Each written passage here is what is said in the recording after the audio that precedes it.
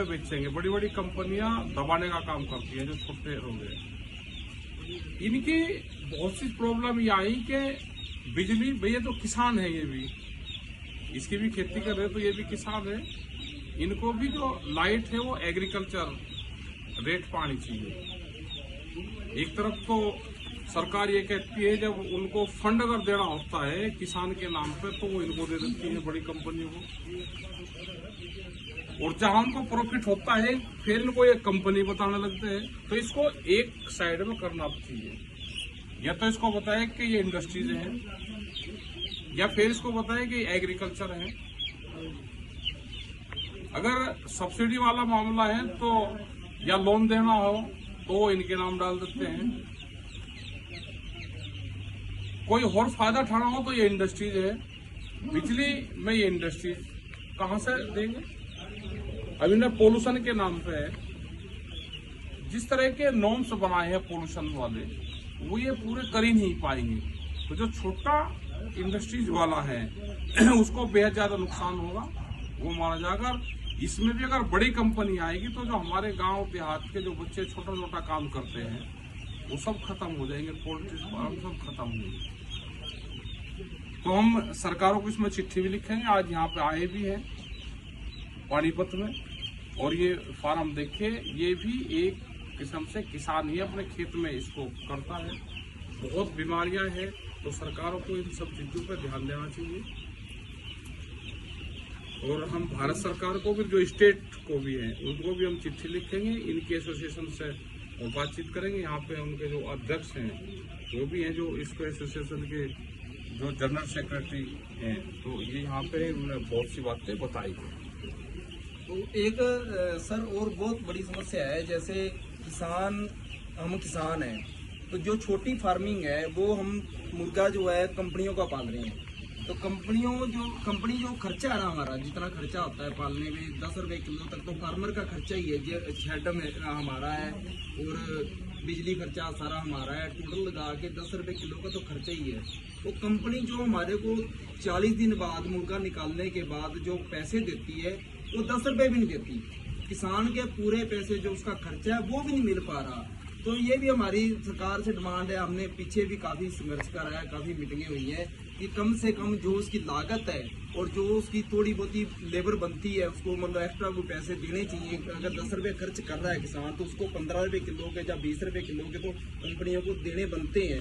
उसमें भी कोई मतलब कार्रवाई जब तक इस पे नॉर्म्स नहीं बनेंगे, इस पर पूरी प्रॉपर मीटिंग बैठनी चाहिए, इसके नॉर्म्स बनना चाहिए, और कितना लाभ किसान को हो जो लोग इसमें काम कर रहे हैं। अगर लाभ नहीं होगा तो ये एक दिन छोटी छोटी कंपनी ये खत्म हो जाएंगे, और फिर बड़ी कंपनी अपने रेट पे फिर चिकन को बेचने का काम करेगी। ऐसा ही हो रहा है, जो छोटी फार्मिंग है वो सारी कंपनियों के अंदर जा रही है, वो खत्म होती जा रही है। हाँ जी, वो पूरे देश हमने में देखा कि छोटे छोटे बंद हो रहे हैं बहुत। हाँ जी, वो यही कारण है। वो कंपनियां जो है इनको कुछ फार्मर को कुछ देती नहीं है। तो हमने PFI की तरफ से भी हमने गाइडलाइन सेंटर सरकार से जारी करवाई है, जो भारत के 8 स्टेटों में तो लागू हो चुकी है, लेकिन ग्राउंड लेवल पे नहीं है देता जी। वो ग्राउंड लेवल पे काम नहीं हो रहा।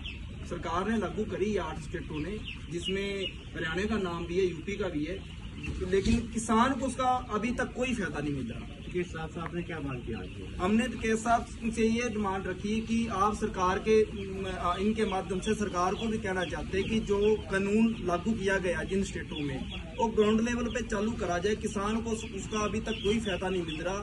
मल्टीनेशनल कंपनियां जो है वो ही सारा हावी होती जा रही हैं, और किसान जो छोटा फार्मर है हमारा वो बर्बाद होता जा रहा है। बहुत सारे फार्म बंद हो गए हैं, और आने वाले टाइम में ऐसा लग रहा है कि छोटी फार्मिंग किसान जो खत्म हो जाएगा पूरे का पूरा।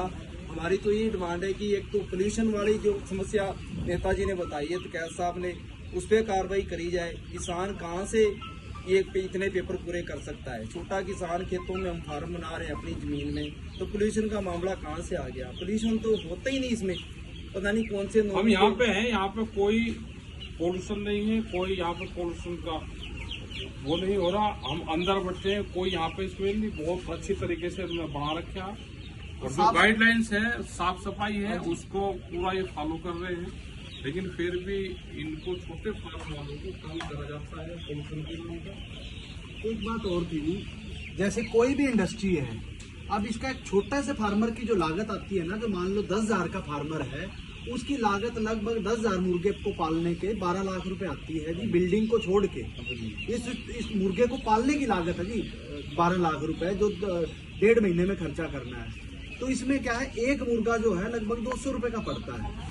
थोड़ी इस तरह का भी सरकार को करना चाहिए भी, गरीब आदमी जो काम धंधा कर रहा है उसको बीमा, सब्सिडी या बीमा, मुर्गे का बीमा होना चाहिए। मान लो जितने मुर्गे मरेंगे उस फार्मर का, गरीब आदमी का नुकसान होगा तो उसको हर्जाना मिलना चाहिए। कंपनियां क्या करती है, बिल्डिंग का बीमा कर देंगी, सब चीजों का बीमा कर देंगी, और बात जब चूजे की आती है तब कोई चूजे का भी बीमा कर देंगे।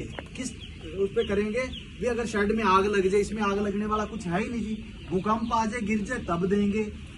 बीमारी का नहीं है, बीमारी का नहीं है, ये बीमारी से बहुत बड़े नुकसान होते हैं। बीमारी का नहीं देते हैं। बीमारी का नहीं। बीमारी का और पहले कंपनियां एक देखो, सरकार जब तक किसान को चाहे वो